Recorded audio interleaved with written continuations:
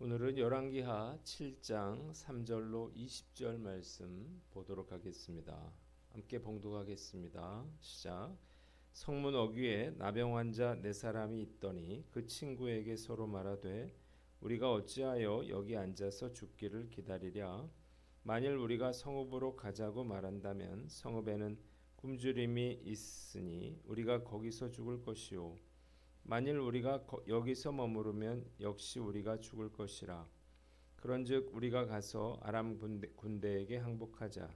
그들이 우리를 살려두면 살 것이요 우리를 죽이면 죽을 것이라 하고 아람 진으로 가려 하여 해질 무렵에 일어나 아람 진영 끝에 이르러서 본즉 그곳에 한 사람도 없으니 이는 주께서 아람 군대로 병거 소리와 말소리와 큰 군대의 소리를 듣게 하셨으므로 아람 사람이 서로 말하기를 이스라엘 왕이 우리를 치려하여 햇사람의 왕들과 애굽 왕들에게 값을 주고 그들을 우리에게 오게 하였다 하고 해질 무렵에 일어나서 도망하되 그 장막과 말과 나귀를 버리고 진영을 그대로 두고 목숨을 위하여 도망하였음이라. 나병 환자들이 진영 끝에 이르자 한 장막에 들어가서 먹고 마시고 거기서 은과 금과 의복을 가지고 가서 감추고 다시 와서 다른 장막에 들어가 거기서도 가지고 가서 감추니라.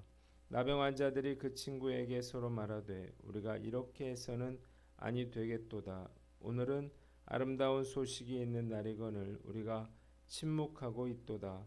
만일 밝은 아침까지 기다리면 벌이 우리에게 미칠지니 이제 떠나 왕궁에 가서 알리자 하고 가서 성읍 문지기를 불러 그들에게 말하여 이르되 우리가 아람 진에 이르러서 보니 거기에 한 사람도 없고 사람의 소리도 없고 오직 말과 나귀만 메어 있고 장막들이 그대로 있더이다 하는지라. 그가 문지기들을 부르매 그들이 왕궁에 있는 자에게 말하니 왕이 밤에 일어나 그의 신복들에게 이르되 아람 사람이 우리에게 행한 것을 내가 너희에게 알게 하노니 그들이 우리가 줄인 것을 알고 있으므로 그 진영을 떠나서 들에 매복하고 스스로 이르기를 그들이 성읍에서 나오거든 우리가 사로잡고 성읍에 들어가겠다 한 것이니라 하니 그의 신하 중 한 사람이 대답하여 이르되 청하건대 아직 성중에 남아있는 말 5마리를 취하고 사람을 보내 정탐하게 하소서. 그것들이 성중에 남아있는 이스라엘 온 무리 곧 멸망한 이스라엘 온 무리와 같으니이다 하고 그들이 병거들과 그 말들을 취한지라. 왕이 아람 군대 뒤로 보내며 가서 정탐하라 하였더니 그들이 그들의 뒤를 따라 요단에 이른즉 아람 사람이 급히 도망하느라고 버린 의복과 병기가 길에 가득하였더라. 사자가 돌아와서 왕에게 알리니 백성들이 나가서 아람 사람의 진영을 노락한지라. 이 고운 밀가루 한 스아에 한 세겔이 되고 보리 2스아가 한 세겔이 되니 여호와의 말씀과 같이 되었고 왕이 그의 손에 의지하였던 그의 장관을 세워 성문을 지키게 하였더니 백성이 성문에서 그를 밟음에 하나님의 사람의 말대로 죽었으니 곧 왕이 내려왔을 때에 그가 말한 대로라. 하나님의 사람이 왕에게 말한 바와 같으니 이르기를 내일 이맘때에 사마리아 성문에서 보리 2스아를 한 세겔로 매매하고 고운 밀가루 한 스아를 한 세겔로 매매하리라 한즉 그때에 이 장관이 하나님의 사람에게 대답하여 이르되 여호와께서 하늘에 창을 내신들 어찌 이 일이 있으랴 하매 대답하기를 내가 내 눈으로 보리라 그러나 그것을 먹지는 못하리라 하였더니 그의 장관에게 그대로 이루어졌으니 곧 백성이 성문에서 그를 밟음에 죽었더라. 아멘. 오늘은 열왕기하 7장 말씀을 가지고 사마리아를 구한 사람들이라고 하는 제목으로 묵상 나눔하도록 하겠습니다. 먼저 3절로 11절 말씀 중에 9절을 봅니다. 오늘은 아름다운 소식이 있는 날이거늘 이제 떠나 왕궁에 가서 알리자 그랬습니다. 이때 나병 환자 넷이 성문 어귀에 있었는데 그들은 성 안에 들어가도 굶주림으로 죽을 것이고 여기에 앉아 있어도 죽을 것이 뻔하니 차라리 아람 진영으로 가서 항복하기로 결정을 합니다. 그래서 그들은 황혼 무렵에 아람 진영으로 들어갔는데 놀랍게도 그곳에는 한 사람도 남아있지 않았습니다. 하나님께서 병거 소리와 군마 소리와 큰 군대가 쳐들어오는 그런 소리를 듣게 하셔서 아람 군대로 하여금 혼비백산하여 도망하게 만든 것이었습니다. 이들은 급하게 도망을 치느라 장막과 군마와 나귀들을 모두 진에 둔 채 몸만 피신했습니다. 자, 나병 환자들은 장막을 돌아다니면서 마음껏 먹고 마셨고 은금과 옷가지들을 따로 숨겨두었습니다. 그러나 그들은 마음의 양심의 가책을 받았죠. 성 안에서는 사람들이 굶주려 죽어가고 있었기 때문인데 이 사실을 당장 예루살렘에 전하지 않는다면 그들은 벌을 받게 될 것이라 이렇게 말하면서 다시 예루살렘 성으로 돌아갑니다. 그들은 성전 문지기들에게 아람의 진영에 한 사람도 남아있지 않다 이 소식을 전하는데 이 말을 들은 문지기들은 기뻐하면서 왕궁에 이 사실을 보고하게 됩니다. 본문이 우리에게 주는 교훈이 있는데 첫째로 복음의 능력을 확신하라는 것입니다. 예루살렘 성의 비참한 참상을 막는 데 쓰임받은 자들은 모두가 경멸하던 4명의 나병 환자들이었다는 것입니다. 말씀 묵상하면서 하나님께서는 정말 부족한 자들을 들어서 잘난 자들, 유력한 자들을 구원하신다는 사실을 깨닫게 됩니다. 예수님의 부활의 첫 소식 역시 예수님의 제자들이 아니라 그 여인들의 입을 통해서 전해졌죠. 한국교회도 마찬가지입니다. 가난하고 내세울 것 없는 부족한 자들을 통해서 주님은 부흥의 역사를 이루어 주셨습니다. 자, 어떻게 이런 일이 일어날 수 있을까요? 이유가 있죠. 복음을 전하는 자가 아니라 복음 자체에 능력이 있기 때문이에요. 저는 예수를 믿기 전에 늘 기독교인들이 정말 어리석은 자들이라 이렇게 생각을 했습니다. 첫째로 성경 말씀에 대한 불신인데요. 말씀이 참 유치찬란해서 도무지 믿을 수가 없더라고요.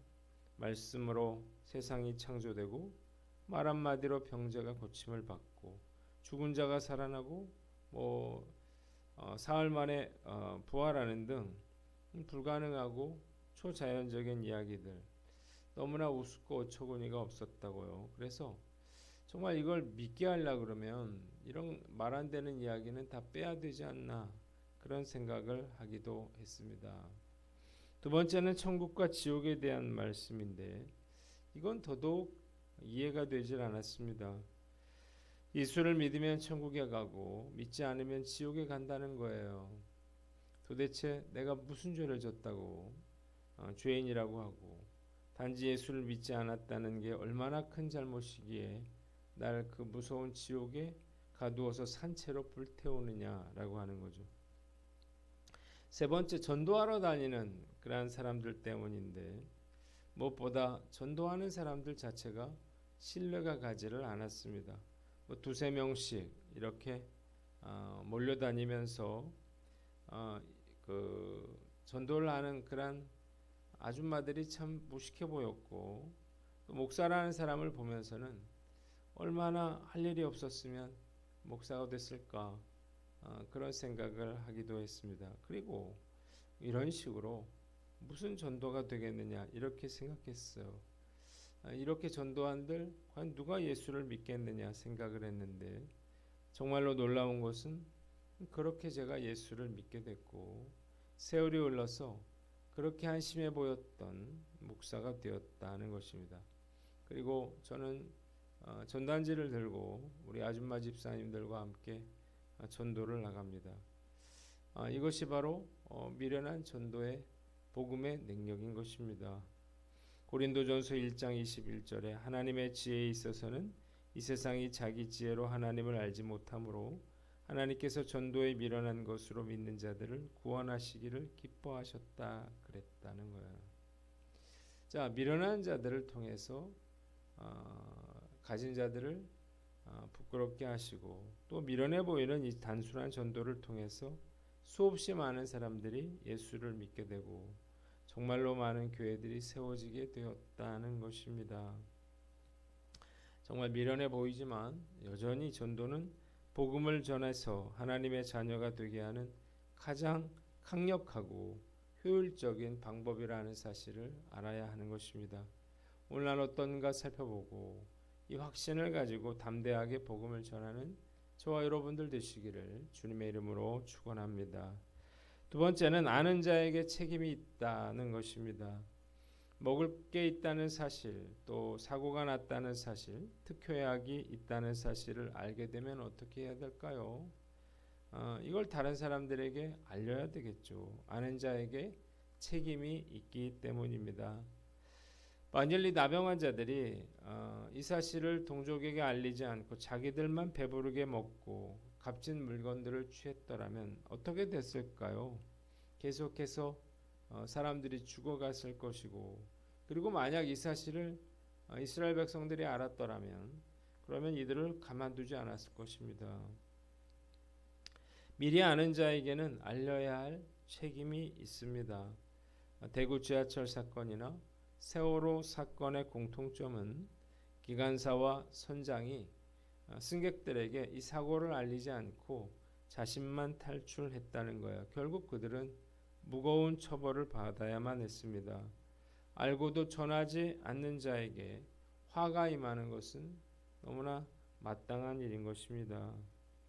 우리가 전도하는 것은 단순히 교회를 성장시키고 부흥시키기 위함은 아닙니다.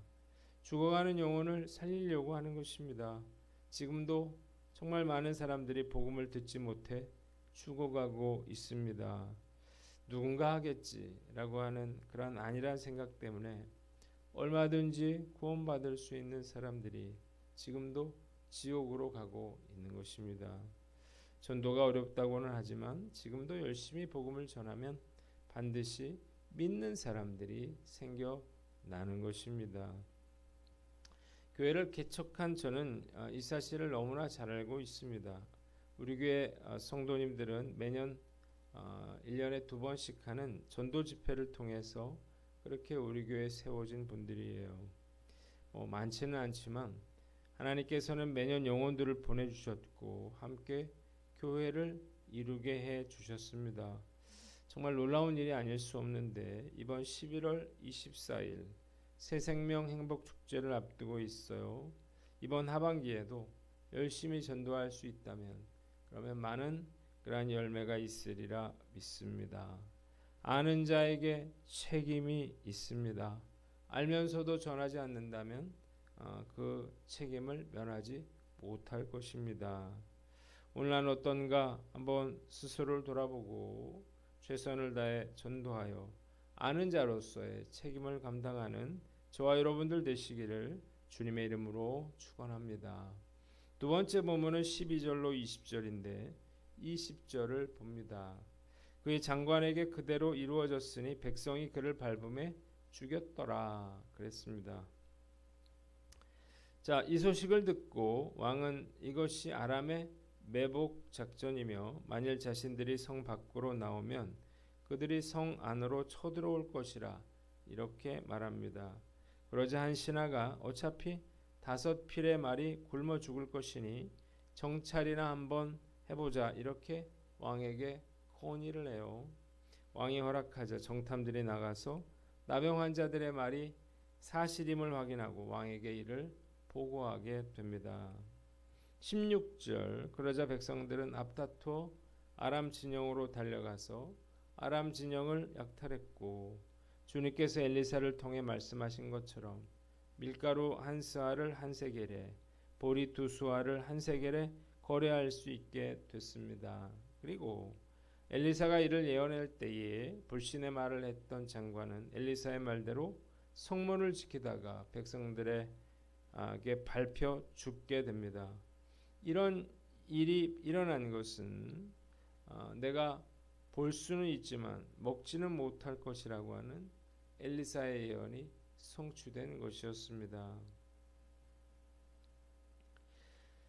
오늘 말씀을 통해서 깨닫게 되는 교훈이 있는데 부정적인 생각을 버리고 믿음의 사람이 되라는 것입니다.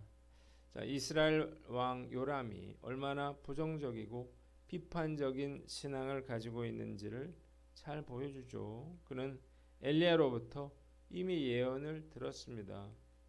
그리고 아람 진영에 아무도 없다는 나병 환자의 보고도 받았어요. 그러나 자기 생각에 갇혀서 전혀 이것을 믿지 못했습니다.